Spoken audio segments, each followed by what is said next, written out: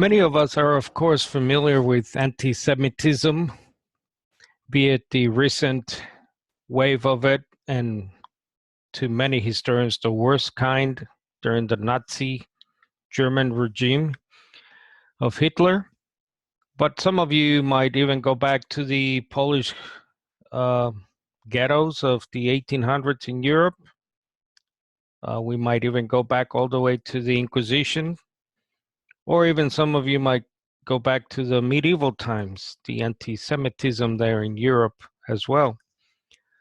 But many don't know that the origins of what it's called deicide or parricide, which means killing God, dates back to the early Christians and their persecution of Jews.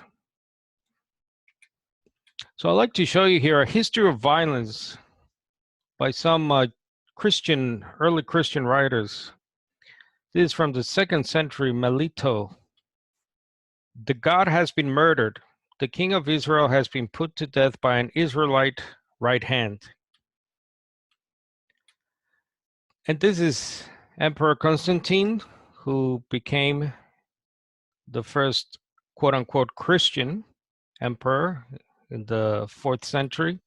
He says, "We may no more have anything in common with those parricides, that is, parent or father killers, sometimes also mother killer, and the murderers of our Lord.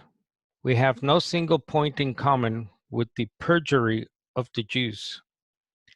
Now, you might be thinking this is an odd term, perhaps, deicide or parricide, an odd, certainly odd meaning of killing God, but it makes sense because many early Christians believed that Jesus was literally God, the only true God, as the Nicene Chalcedon Creed later went on to say, and as the later Christian emperors like Justinian and Theodosian enforced by the power of the state onto all Christians.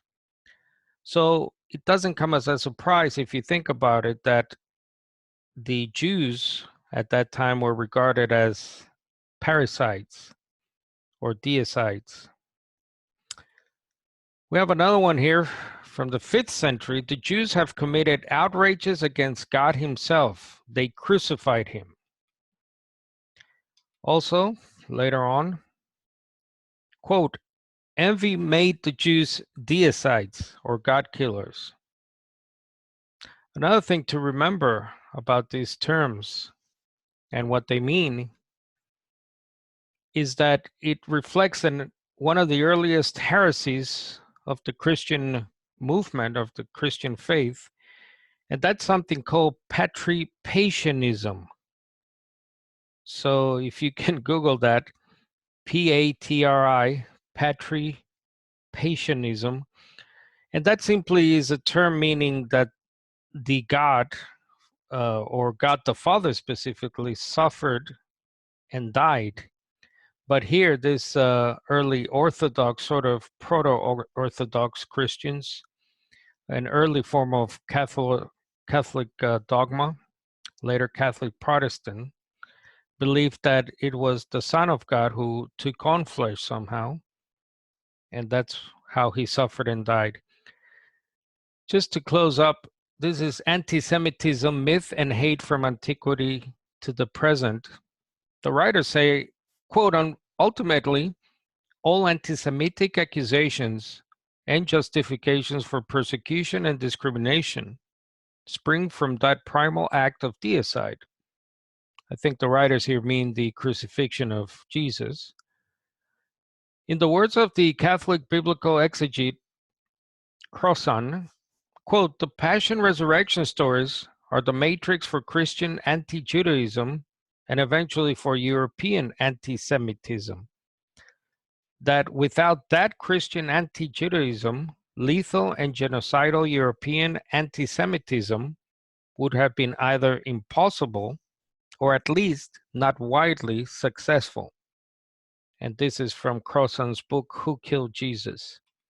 And the last quote here from the same book, quote, This episode, comments the historian Grant, shows what happens to theology when it is divorced from history.